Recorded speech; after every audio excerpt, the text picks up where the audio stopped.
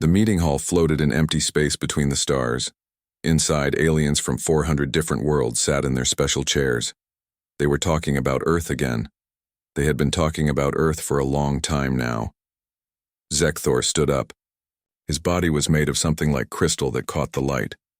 When he spoke, his voice sounded like music, but angry music. We need to talk about the humans. They will not answer us. We have sent them messages for 70 years. They ignore every single one. The other aliens made various sounds. Some agreed, some seemed worried. Earth appeared on the big screens around the room. It was a blue and green planet that looked peaceful and beautiful. It spun slowly around a yellow star. Varanash moved, her tentacles in a pattern that meant she was thinking hard. She was old and wise, and other aliens listened when she spoke. Maybe they are scared. Some species need more time. They are young and alone out there. 70 years is not being scared, Zekthor said. His crystal body flashed with anger. 70 years is them ignoring us on purpose. This is dangerous. What none of the aliens knew was that Earth had received every single message. Deep under the mountains in a place called Colorado, a man named Paul Henderson sat in a dark room full of computer screens. He was reading the newest message from the aliens. His face showed nothing. Another message, sir, said Karen Wells. She was young but smart. Her fingers moved fast over the glowing screens in front of her. They say it is urgent this time. They might send ships to investigate us. Paul leaned back in his chair. He was tired. He had been doing this job for 20 years. Let them threaten. How are our ships doing? Ship number 1000 finished its tests yesterday, Karen said. Admiral Richard Hayes says we are ready whenever you give the order. Good, Paul said. He looked at the big map on the wall. Red dots showed where all the alien species lived. Blue dots, and there were many more of them, showed where Earth had weapons and ships hidden. We have watched them for 70 years. We listened to everything they said. We learned from them. And we got ready. All around the solar system, 1,000 warships waited in secret. Some hid in the rocks between Mars and Jupiter. Some were buried under dust on the moon. Some floated in the dark, cold space far past Neptune. Each ship was amazing. Humans had built them using technology they learned from the aliens. The aliens had been so eager to be friendly that they broadcast everything. They never thought that humans were learning and building in secret. Daniel Price was the captain of a ship called the Vigilant. It was one of the newest and biggest warships Earth had built. He stood on the bridge looking out at Earth through the window. The planet looked so small and fragile from here. Do you think they will really come? Asked Lisa Morgan. She was his second in command and his friend. They will come, Daniel said quietly. And when they do, they will learn why we stayed quiet all this time. Back in the floating meeting hall, the argument continued. Some aliens wanted to leave Earth alone. Others wanted to force the humans to join them. The Galactic Assembly had rules. Every species that learned to travel faster than light had to join. That was how it had always been for thousands of years. If we let Earth ignore us, others will do the same, said another alien. This one looked like a giant insect. Our authority will mean nothing. Varanash waved her tentacles again. Perhaps our authority should not be forced on those who do not want it. That is chaos, Zekthor said. The Assembly keeps peace in the galaxy. We have had peace for 4,000 years. We cannot let one small planet destroy that. Finally, they voted. They would send 12 ships to Earth. These ships would demand answers. If the humans still refused to respond, the ships would make them respond. It was decided. Paul Henderson watched the alien meeting through hacked cameras. Humans had learned to break into the alien computer systems months ago. He saw everything they said and did. They are sending ships, Karen said. 12 of them.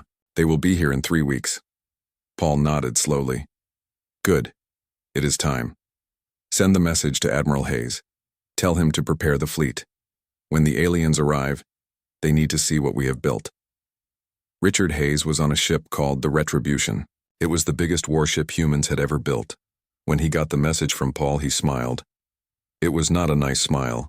It was the smile of a man who had been waiting for this moment for a very long time. "All ships," he said into the radio. "This is Admiral Hayes. Prepare for Operation Revelation. When the alien fleet arrives, we show them everything. We show them what humanity can do." All across the solar system, ship captains got the message. They began to wake up their ships. Engines that had been cold started to warm up. Weapons that had been sleeping came online. Crews that had been training for years got ready for real action. On Earth, people went about their normal lives. They went to work. They went to school. They did not know that in 3 weeks everything would change. Only a few thousand people knew about the alien threat. Only a few thousand people knew about the secret fleet. The rest of humanity lived in peace, not knowing that their safety depended on the ships and soldiers hiding in the dark. Karen Wells looked at Paul Henderson. "Are we doing the right thing? Maybe we should have talked to them." Paul was quiet for a moment. Then he said, "I have read every message they sent. I have watched their meetings. They do not want to talk. They want us to obey. They want us to give up our freedom and follow their rules. Rules we had no part in making. I will not do that. Humanity will not do that. But what if we lose?" "We will not lose," Paul said, "because we are not trying to beat them. We are just making sure they understand that Earth is not weak. Earth is not afraid, and Earth will never be conquered." The alien ships were coming. In 3 weeks they would arrive at Earth. They expected to find a primitive species with a few simple ships. They expected to find people who would be grateful to join the assembly. They were going to be very surprised. Daniel Price looked at his crew on the bridge of the Vigilant. "Get some rest," he told them. "In 3 weeks, we make history. In 3 weeks, we show the galaxy what humans can do."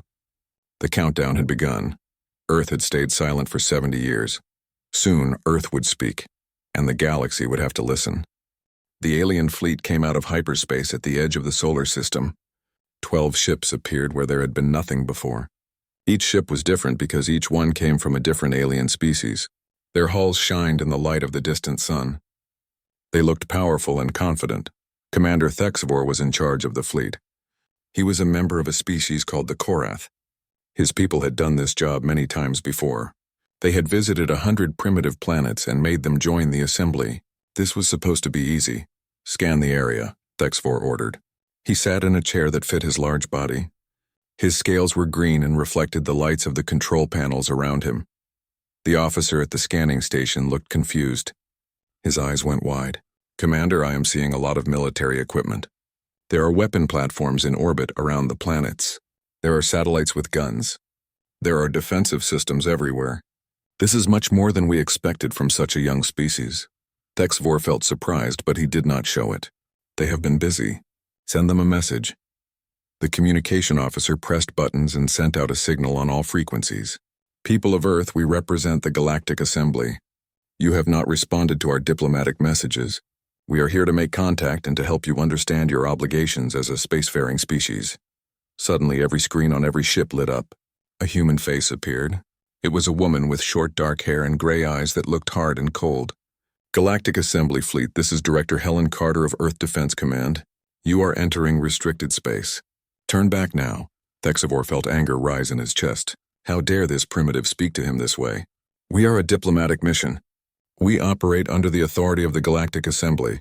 You have no right to tell us where we can go." "You have 10 minutes to turn your ships around and leave," Helen said.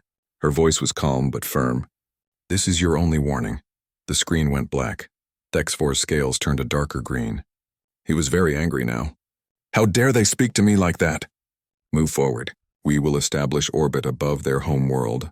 Show them what happens when they defy the assembly." The fleet moved forward. They passed the red planet that humans called Mars. They entered the field of rocks between Mars and Jupiter. Then everything changed. Alarms started screaming on every ship. The sound was terrible. Officers shouted.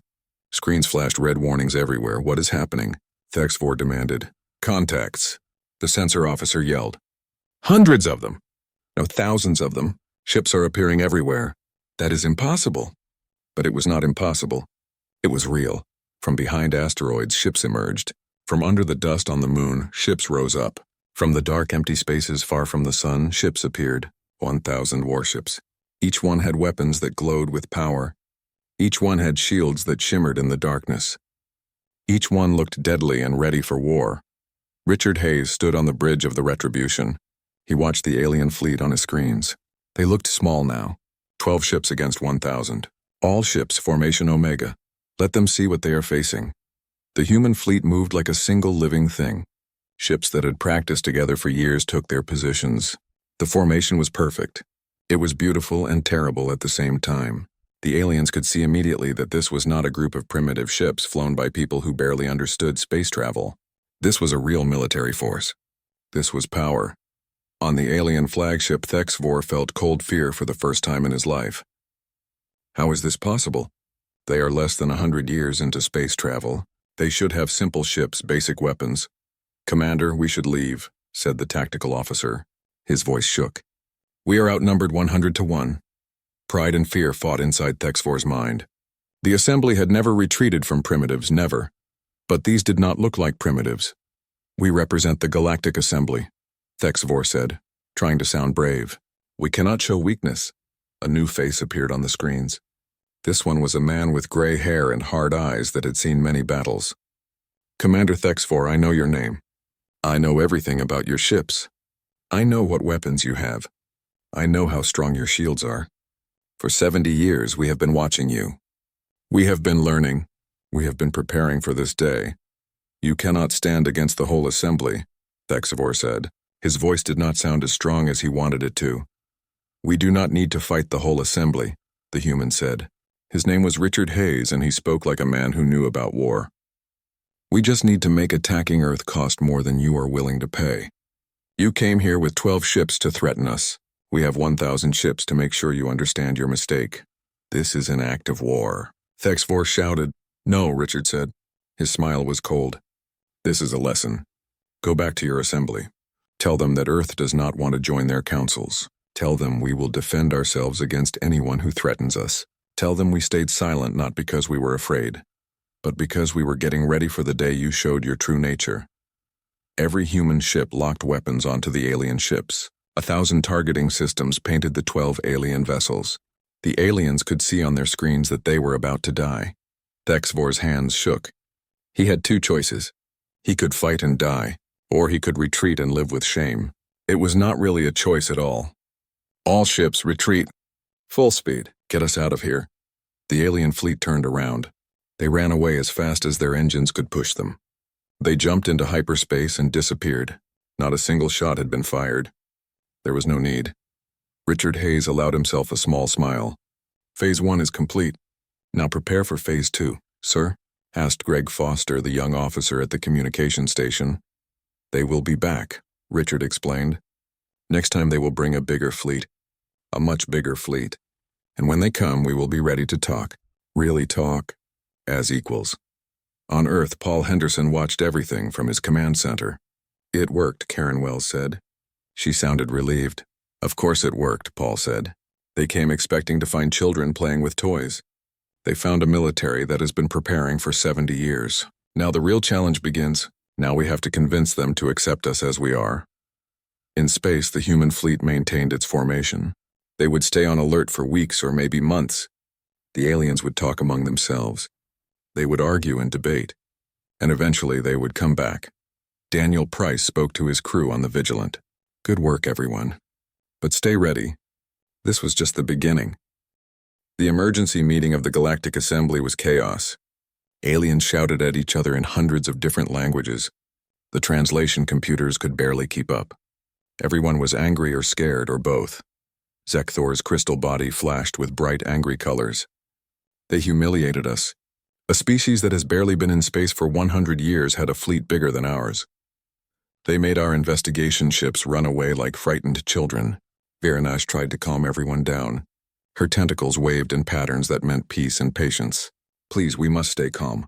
We need to understand what happened before we decide what to do." Commander HFY stood in the center of the room. He had already told everyone what he saw. Now a hologram showed the human fleet. 1,000 ships arranged in perfect formation. Every alien in the room stared at it with fear or anger. "How did this happen?" demanded an alien named Korseth. He was from a powerful empire called Palix. Our intelligence said they were just developing normal space travel technology. Nothing we saw suggested they could build ships like this. From the shadows at the back of the room, an old voice spoke. It belonged to Maktul, an ancient creature whose species had been watching the galaxy for 10,000 years. Perhaps we should have been more careful about what we broadcast into space. Everyone became quiet. For 70 years we sent everything to Earth, Maktul continued. His voice was old and tired but wise. We sent them information about our technology. We sent them our cultural data. We sent them everything, thinking we were being friendly and welcoming. We never thought they might be listening and learning while building in secret. Paul Henderson sat in his command center on Earth, watching the alien meeting on his screens. Human agents had hacked into the alien computer systems. Earth could see and hear everything the assembly did. They are scared, Karen Wells observed. That is good for us. Scared things are dangerous, Paul said. He had been in military and intelligence work for many years. He knew that fear could make people do stupid things. They will respond. The question is how. On the screen, the assembly debate continued. We must respond with overwhelming force, shouted a large alien with scales and spikes. His name was Krevdak and he was a war leader. We will assemble a battle fleet of 10,000 ships. We will reduce their world to ash. Let it be a warning to any other species that thinks about defying us. Many aliens made sounds of agreement. They wanted revenge for the embarrassment. And if we lose? The question came from a quieter alien named Linsha. She was a scientist. Their ships had weapons we have never seen before. Their coordination was perfect. Their intelligence about our fleet was complete. What if they have been preparing specifically to fight us? Impossible, Krevdak laughed. We have 4,000 years of military experience. They have something we do not, Maktul said. They have motivation. For 70 years they watched a galaxy full of species who wanted to absorb them into a system they never agreed to join. A system where they would be junior partners forever. A system where they would have to follow laws they had no part in making. Can you blame them for choosing a different path? Choosing independence is one thing, Sekthor argued. But threatening us with military force threatens the entire galactic order. If Earth can defy us, other species will try to do the same. Our authority will collapse. Varanash raised her main tentacles high. Everyone became quiet. There is another option. We could send a real diplomatic mission, not ships with implied threats, but real ambassadors seeking genuine dialogue. We acknowledge their strength and treat them as equals, not as subordinates who must obey us. Equals. Krevdak's laugh was harsh and mean. They are children playing with weapons they do not understand. Children who made our investigation fleet run away without firing a single shot, Linsha reminded him. Perhaps we are the ones who do not understand. The debate went on for hours. Different aliens proposed different solutions. Some wanted war, some wanted peace, some wanted to ignore Earth and hope the problem went away. Finally, they voted on two proposals. First, send a massive military fleet to force Earth to submit. Second, send diplomatic envoys to negotiate a peaceful relationship as equals. The vote was very close. Almost exactly half wanted war. Almost exactly half wanted peace. In the end, they compromised. They would send ambassadors to talk. But those ambassadors would have a military escort of 200 warships. If the diplomacy failed, they would have the force necessary to compel Earth to join the assembly. Sekthor was chosen to lead the diplomatic mission. When he saw that 200 warships would accompany him, he wondered if it would be enough. The humans had 1,000 ships. What if they had even more hidden somewhere? On Earth, Paul Henderson turned off the video feed. They split the difference. They will try to talk, but they will bring guns to the meeting. Admiral Hayes will not be intimidated by 200 ships, Karen said. No, Paul agreed. But maybe we can avoid a shooting war. Prepare a communication package. It is time Earth made an official statement to the galaxy. He sat down at his desk and began writing. The message needed to be clear and strong, but not threatening. It needed to tell the aliens exactly what Earth wanted and what Earth would accept. After an hour of writing and rewriting, he had it. The message was short and simple. To the Galactic Assembly, Earth acknowledges your existence and your power. We do not seek conflict with your member species. However, we will not submit to external authority that we had no role in creating. We claim sovereign independence. We will defend our territory and our interests with all necessary force. If you come in peace and respect our independence, we will meet you in peace. If you come with threats and demands, we will respond with strength. The choice is yours. Humanity has spoken. Paul read it 3 times. Then he sent it. Within hours, every species in the galaxy would receive it. Earth had been silent for 70 years. Now Earth was speaking clearly. Karen looked at the message on her screen. They will not like this. They do not have to like it, Paul said. They just have to accept it. We are not asking for permission.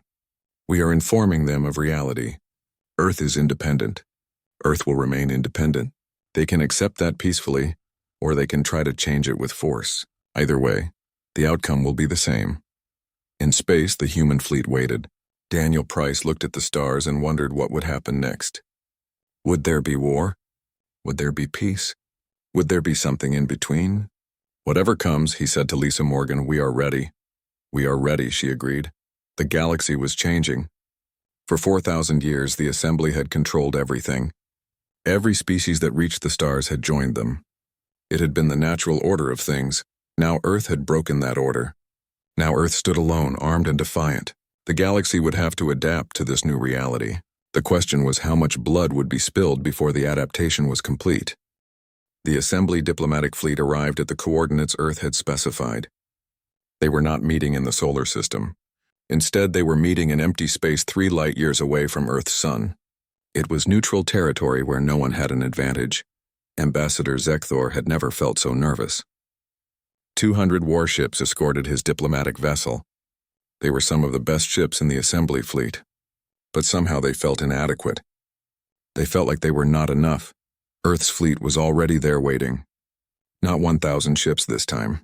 500 ships arranged in a defensive formation that somehow looked more dangerous than before. Sensors showed that not all of them were warships. Some were supply vessels. Some were medical ships. Some were command carriers. This was not just a military demonstration. This was a fully operational fleet group, the kind that took decades to plan and build. They have been building for a very long time, said Captain Yulson from his tactical station. A message came from the human fleet. Assembly fleet. This is the UES Harmony, flagship of Earth's first diplomatic fleet. Ambassador Zekthor, you and your immediate staff are cleared to dock. Your military escort must maintain current position. Any movement forward will be considered hostile action. Zekthor noticed the name. First diplomatic fleet. That meant there were other fleets. How many ships did Earth have? How big was their military? The docking procedure was smooth and professional. When Zekthor entered the meeting chamber, he found 3 humans sitting at a curved table. In the center sat Paul Henderson, the man who had planned Earth's isolation policy. To his right sat Admiral Richard Hayes, the military commander who had scared away the investigation fleet. To his left sat a woman Zekthor had not seen before. I am Claire Martinez, the woman said. I am Earth's first official diplomat to the Galactic Assembly. Assuming, of course, that this meeting goes well. The room was simple and functional. There was a table and chairs designed for different body types. There was a large window showing both fleets positioned in space outside. There were no grand decorations or impressive displays of wealth. Just a practical meeting room. Thank you for coming, Paul began. I know this situation is unusual. Unusual? Zekthor could not help the sarcasm in his voice. You have defied the Assembly for 70 years. You built a war fleet in secret. You rejected every diplomatic message we sent. And now you invite us to meet on your terms, surrounded by your weapons. Unusual is not the word I would use. Fair enough, Paul acknowledged. Let me be very direct. Earth will never join the Galactic Assembly as a subordinate member. We will never accept your laws as binding on us. We will never submit to external authority that we had no role in creating. Then this meeting is pointless, Zekthor said. The Assembly cannot allow a species to simply refuse membership. It would destroy our entire system. I was not finished, Paul said firmly. We will never submit. But we are not opposed to cooperation. We can have trade agreements. We can have cultural exchanges. We can have mutual defense pacts against external threats. We are willing to work with Assembly species as equals, as partners, but never as subjects. Zekthor's crystalline body flickered with surprise. You want to be recognized as a sovereign power? Independent of Assembly authority? Exactly. That has never been done. Every species that achieves faster than light travel joins the Assembly. It has been this way for 4,000 years. It is the foundation of galactic order. Claire leaned forward. Her voice was calm but firm. With respect, Ambassador, it is the foundation of galactic control. Your assembly maintains peace by making sure no single species can threaten the collective. But that peace comes at a price. The price is independence. Every member surrenders sovereignty to the Council. Earth is not willing to pay that price. And if we refuse? Zekthor asked. If the Assembly decides that Earth's independence threatens galactic stability. Richard spoke for the first time. His voice was hard and cold. Then there will be war. And Ambassador, I need you to understand something very clearly. We have been preparing for this conversation for 70 years. Every ship in our fleet was designed specifically to fight assembly vessels.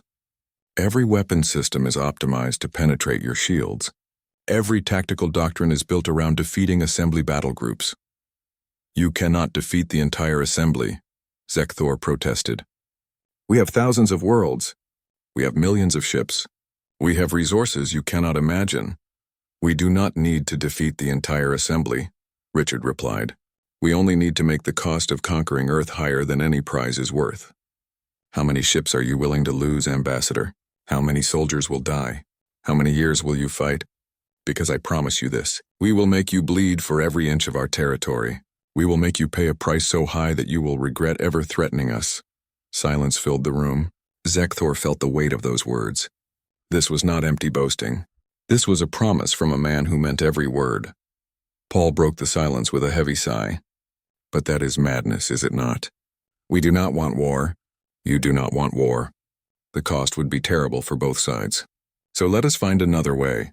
What do you propose? Zekthor asked carefully. Claire slid a datapad across the table. A treaty. Earth recognizes the Galactic Assembly as the legitimate government of its member species. The Assembly recognizes Earth as a sovereign independent power. We establish embassies. We negotiate trade agreements. We agree to non-aggression. In exchange, Earth commits to certain basic behaviors.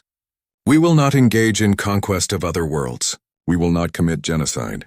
We will not harbor criminals fleeing assembly justice. We will operate as a responsible member of the galactic community, just not a formal member of your assembly. Zekthor picked up the datapad. He read through the proposed treaty carefully. It was detailed and well-crafted. It represented a genuine compromise. Earth would have independence but would also accept certain responsibilities. The Assembly would lose the principle of universal membership, but would gain a powerful potential ally. The Assembly will never agree to this, he said, though his voice lacked conviction. Then help us convince them, Paul urged. You are a respected diplomat. You have influence in the Assembly. The alternative is a war that will devastate both sides. Millions will die. Worlds will burn. Is your pride worth that cost? Is the principle of universal membership worth the deaths of countless beings? Zekthor looked at the three humans. They were offering him a way out, a compromise that would allow the Assembly to save face while avoiding a catastrophic war. He could present this treaty as a victory. Earth would accept limits on their behavior. They would work with the Assembly. They just would not formally join. I will present this to the Council, he said finally. But I cannot promise they will accept it. That is all we ask, Claire replied. Present it honestly. Present it as the best option available, because the alternatives are all worse. As Zekthor prepared to return to his ship, he thought about what Elder Maktul had said. Perhaps the Assembly had been too rigid. Perhaps they had been too certain of their own supremacy. Perhaps humanity's defiance was not a threat, but an opportunity to evolve and adapt. Or perhaps it was the beginning of the end for the galactic order as they knew it. Only time would tell. 3 weeks passed before the Galactic Assembly delivered its response. They were 3 weeks of tension. Both Earth's fleet and the Assembly's forces maintained their positions in space. Neither side advanced. Neither side retreated. Both sides waited. In the Assembly chambers, the debate had been fierce and angry. War Marshal Krevdak demanded immediate military action. He wanted to crush Earth and make an example of them. Elder Maktul argued for accepting the treaty and recognizing Earth's independence. Council Prime Varanash tried to find middle ground that would satisfy both sides. Meetings went late into the night. Ambassadors from 400 species argued about what to do. Some feared that accepting Earth's independence would encourage other species to leave the assembly. Others feared that war with Earth would be too costly and might be unwinnable. In the end, survival instinct won over pride. The mathematics were simple and brutal. War with Earth would cost thousands of ships and millions of lives. Even if the assembly won, the victory would be so expensive that it would weaken them for decades. Other threats existed in the galaxy. The assembly could not afford to bleed itself dry fighting humans. The treaty was accepted with some modifications. Earth would be recognized as an independent sovereign power, but with conditions. They would maintain an embassy at assembly headquarters. They would participate in galactic security discussions when invited. They would accept assembly jurisdiction over any humans who committed crimes in assembly space. Most importantly, Earth would share information about the scale and location of their military forces to prevent future miscalculations. They would not have to share their technology, just the basic facts about how many ships they had and where those ships operated. Paul Henderson stood in the new Earth Embassy station. It had been constructed quickly in neutral space. Through the large window he watched ships from 100 different species passing by. Among them now were human vessels. No longer hiding, no longer isolated. Moving freely through space, was it worth it? Admiral Richard Hayes asked, standing beside him. 70 years of secrecy. 70 years of building in the dark. 70 years of isolation. Yes, Paul replied without hesitation. If we had joined the assembly immediately when we first achieved faster-than-light travel, we would have been absorbed. We would have been minor players in someone else's system. We would have had no real voice. No real power. This way we dictated terms. We kept our independence. Future generations of humans will have choices that we made possible. Claire Martinez approached them carrying a datapad. First trade agreement just went through. We are exchanging rare earth elements for Vrindian medical technology. It is a good deal for both sides. Not a bad way to start. What about the military situation? Richard asked. Stabilizing, Claire reported. The assembly has pulled back most of their forces. We are maintaining fleet readiness at 60%, but tensions are decreasing every day. Some species are actually expressing interest in establishing direct diplomatic relations with us outside of assembly channels. They see advantages in having a relationship with an independent power. Paul smiled slightly. They are learning that Earth's independence might benefit them too. We are creating cracks in the monolith. Other species are starting to wonder if they need the assembly as much as they thought. Across the galaxy in the assembly chambers, Council Prime Varanash addressed the gathered representatives. Her voice was tired but firm. Let us be very clear about what has happened here. Earth has established a precedent. They have shown that membership in the assembly is not the only path forward. Other species will be watching. Some may follow Earth's example. This will lead to chaos, muttered Zekthor. Or evolution, Elder Maktul corrected him. For 4,000 years, the assembly has maintained order through uniformity. Everyone must be the same. Everyone must follow the same rules. Perhaps it is time we learn to maintain order through diversity. Earth has taught us that strength does not require submission. Independence does not require isolation. Perhaps we can have a galaxy with room for both. On Earth, in a small coffee shop in the city of Denver, two young people sat discussing the news.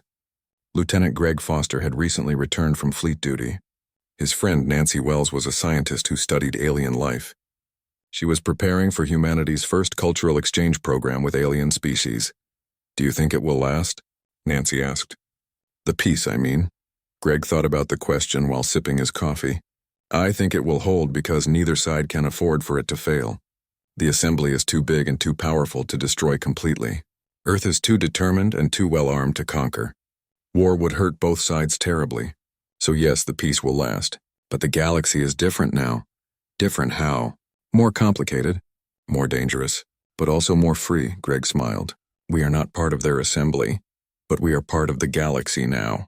We participate on our terms. We trade with who we want. We make alliances with who we choose. We are free to chart our own course, Nancy nodded. I heard that 3 other species have quietly approached us about the possibility of leaving the assembly and forming an alliance with Earth. Really? Greg was surprised, really. They see that it is possible to be independent. They see that the assembly cannot or will not force everyone to stay.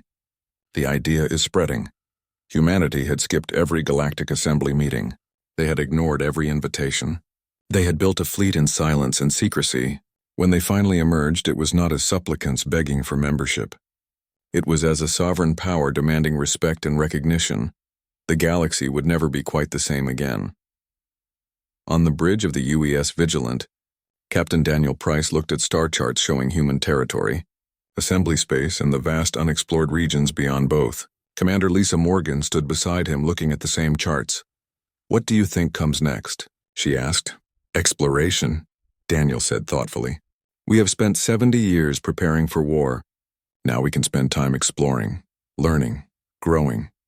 We will still need to maintain our military strength.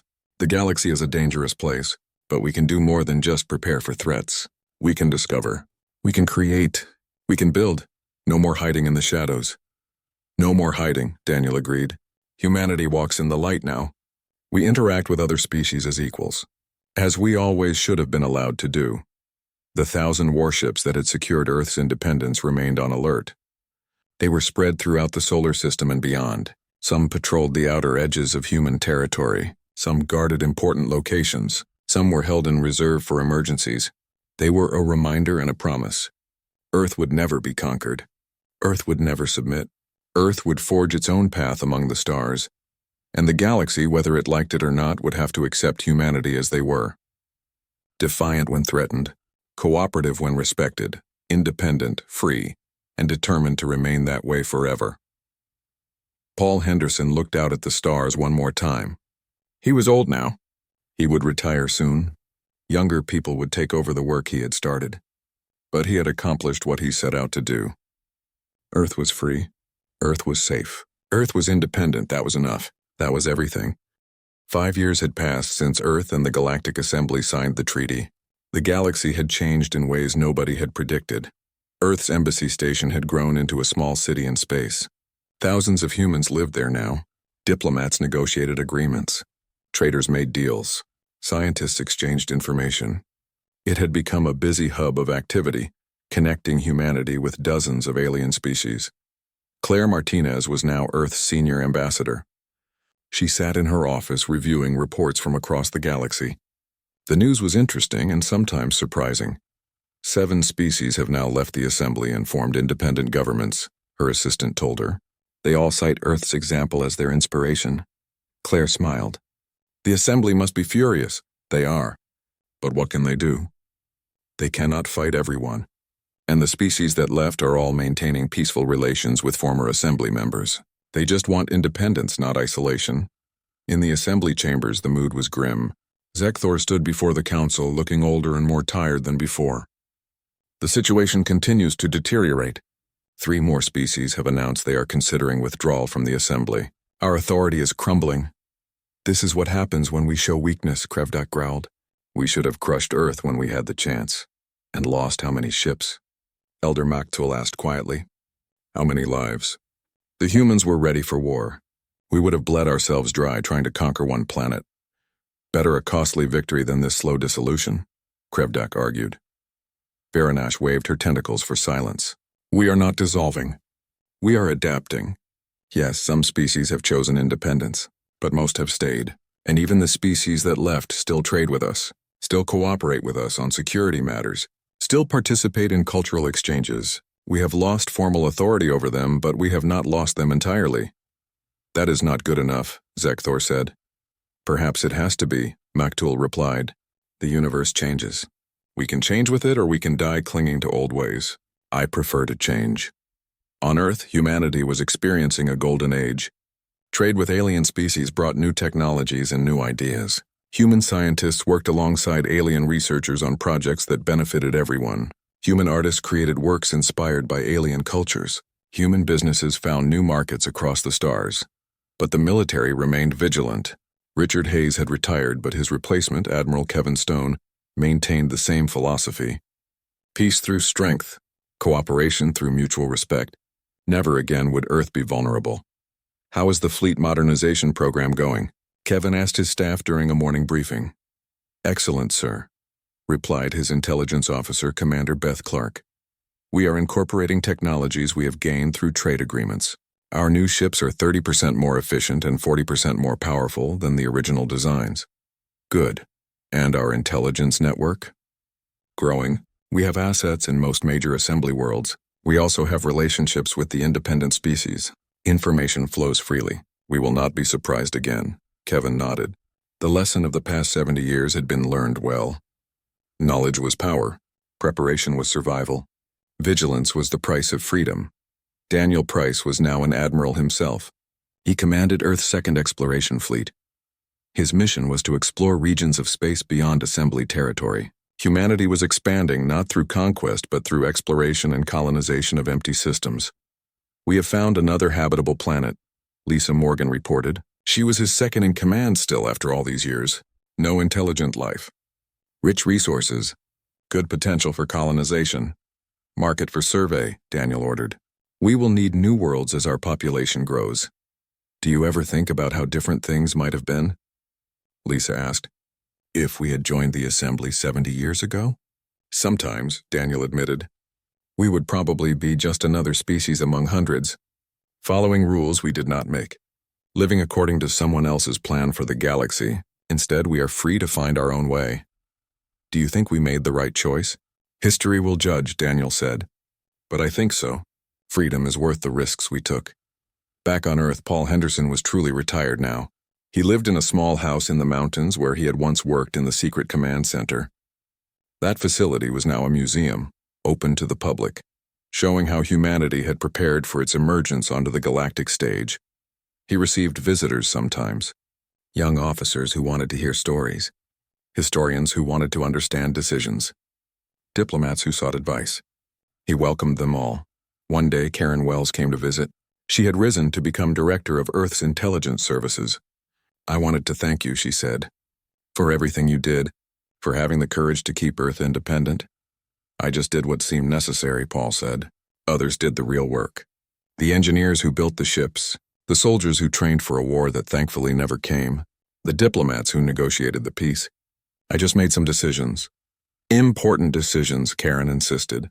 Decisions that changed everything. Paul looked out at the mountains. Do you know what I think about most now? I think about all the ways it could have gone wrong. If the aliens had attacked immediately, if our intelligence had been flawed, if our technology had not been good enough, so many points where everything could have collapsed. But it did not collapse, Karen said. We succeeded. We got lucky, Paul corrected. We were prepared, yes, but we also got lucky. The assembly was cautious. They debated instead of attacking. That gave us time. A more aggressive species might have tried to crush us immediately. So what is the lesson? The lesson is that freedom is never guaranteed. Every generation must be willing to defend it, must be willing to take risks for it, must be willing to stand alone if necessary. Paul smiled, but also that isolation is not the answer. We were right to refuse to join the assembly on their terms, but we were also right to engage with them once we had secured our independence. Strength and cooperation together. That is the balance. Karen left eventually. Paul sat on his porch watching the sunset over the mountains. He thought about humanity's journey from a single planet to a power that had changed the galactic order. In space stations and colonies across dozens of systems, humans lived and worked and dreamed. They were citizens of Earth, but also citizens of a galaxy. They were independent, but also connected. They were strong, but also peaceful when possible. The 1,000 warships that had started it all were mostly retired now. Newer, better ships had replaced them, but a few were kept in museums as reminders. The UES Vigilant was one of them. Daniel Price had arranged for it to be preserved. Visitors could walk its halls and imagine the day when it had faced down the assembly fleet. Young people would stand on that bridge and dream of adventure among the stars.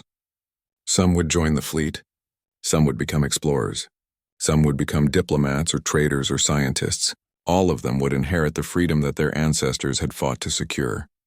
Earth had skipped every galactic assembly meeting for 70 years. Then it had appeared with 1,000 warships.